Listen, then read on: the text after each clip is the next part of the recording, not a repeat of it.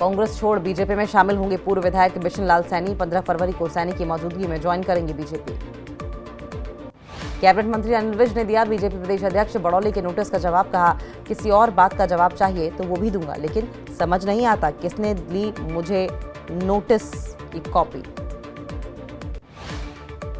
दिल्ली में केंद्रीय ऊर्जा मंत्री मनोहर लाल से मिले नेपाल के ऊर्जा मंत्री दीपक खगड़ा।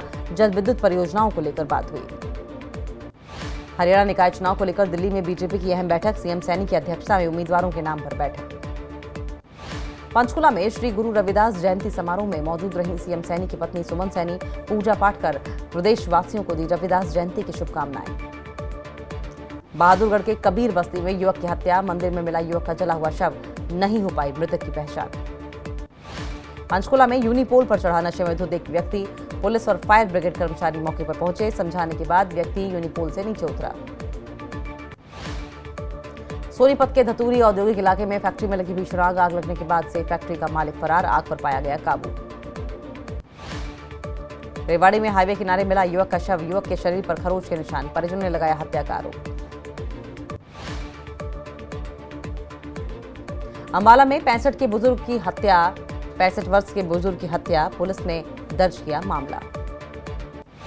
महेंद्रगढ़ में संत शिरोमणि रविदास जी की जयंती के अवसर पर कार्यक्रम का आयोजन। कार्यक्रम में विशेष रूप से महिलाओं को आमंत्रित किया गया। नूह में राजकीय बाग और नर्सरी के साथ प्याज उत्कृष्टता केंद्र पिनगमा में करीब 4 एकड़ में कैथली बेर बनी। लोगों की पसंद। बेर की कीमत के आगे सेब, संतरा, अंगूर, केला जैसे फलों के दाम फीके। फरीदाबाद में एसएचओ और पुलिसकर्मियों पर बाप बेटे को थाने में बंधक बनाकर पीटने का आरोप। बेटों के सामने पिता के हाथ पांव तोड़ने की घटना। सोनीपत की धतूरी औद्योगिक क्षेत्र में बनी फैक्ट्री में लगी भयंकर आग। देर रात शिव शक्ति नाम की फैक्ट्री में शॉर्ट सर्किट की चलते आग लगी। निकाय चुनाव के नामांकन आज शुरू। वहीं सिरसा में 4 जगहों पर नॉमिनेशन भरा जाएगा, जिसको लेकर व्यापक प्रबंध किए गए। यमुनानगर में 2 पुलिसकर्मियों पर जानलेवा हमला। आरोपी ने पुलिसकर्मियों पर चढ़ाई गाड़ी। वारदात का सीसीटीवी वीडियो आया सामने। फतेहाबाद में चोरों का आतंक। चोरों ने मेडिकल हॉल में चोरी करने की कोशिश की, नाकाम हुए। गुस्साए संचालकों ने धरना प्रदर्शन की चेतावनी दी।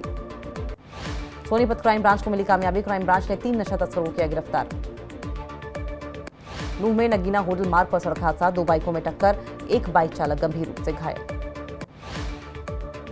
सुल्तानपुर में हिमाचल प्रदेश के श्रद्धालुओं की बस पलटी। 15 लोग घायल। अयोध्या दर्शन के बाद काशी जा रहे श्रद्धालुओं की बस पुलिया से टकराई। घायलों का इलाज जारी। गंभीर महिला को मेडिकल कॉलेज सुल्तानपुर किया गया रेफर। नगर परिषद ज्वालामुखी ने स्वच्छ शहर समृद्ध शहर अभियान का किया शुभारंभ। अभियान के तहत घर घर जाकर लोगों को कर रही है जागरूक। लाहौल स्पीति में हजारों मरीजों की जान बचाने में कामयाब रहा 108 एम्बुलेंस। जानकारी के मुताबिक 1 जनवरी 2024 से 31 दिसंबर 2024 तक 108 एम्बुलेंस तैनात रहेगी। हमीरपुर में बिजली के केवाईसी के लिए कई जगहों पर लोग नहीं कर रहे हैं सहयोग। एएसई आशीष कपूर ने की लोगों से केवाईसी करवाने की अपील। हमीरपुर एपीएमसी के चेयरमैन अजय शर्मा ने कहा, ठाकुर सुखविंदर सिंह सुक्खू प्रदेश के पहले मुख्यमंत्री बने जिन्होंने गेहूं और मक्की का न्यूनतम मूल्य किया तय। अजय शर्मा ने पीएम मोदी से की अपील। कहा, किसान निधि में किया जाए परिवर्तन। दिल्ली चुनाव में कांग्रेस की हार पर मंत्री चंद्र कुमार का बड़ा बयान। बोले, पैरालाइज्ड हो चुका है संगठन। पार्टी ने गंभीरता से नहीं लड़ा चुनाव।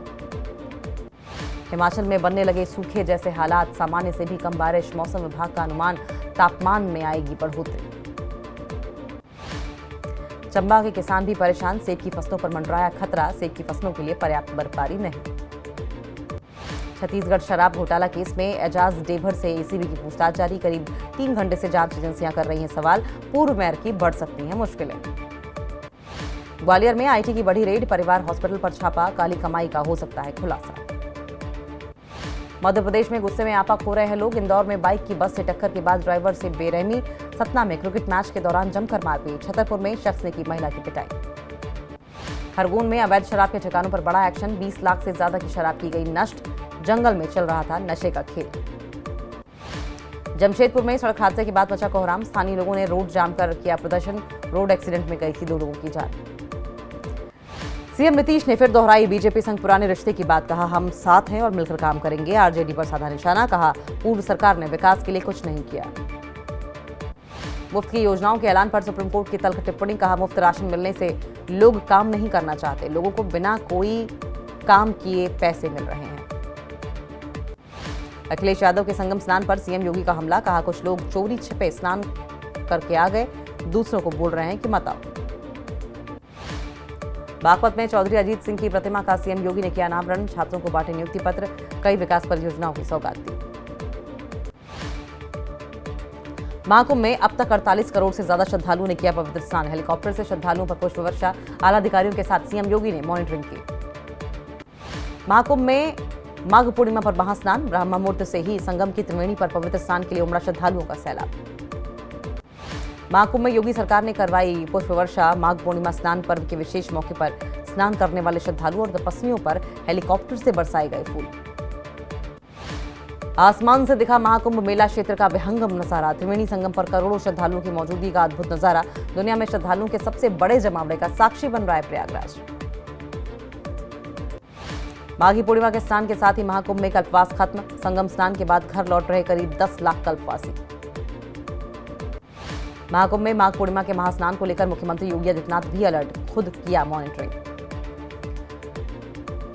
प्रयागराज महाकुंभ में उमड़ी भारी भीड़ के बावजूद हालात सामान्य, मेला क्षेत्र में 133 एम्बुलेंस तैनात, महाकुंभ में नगरी में 500 बेड वाले अस्पताल अलर्ट पर रखे गए।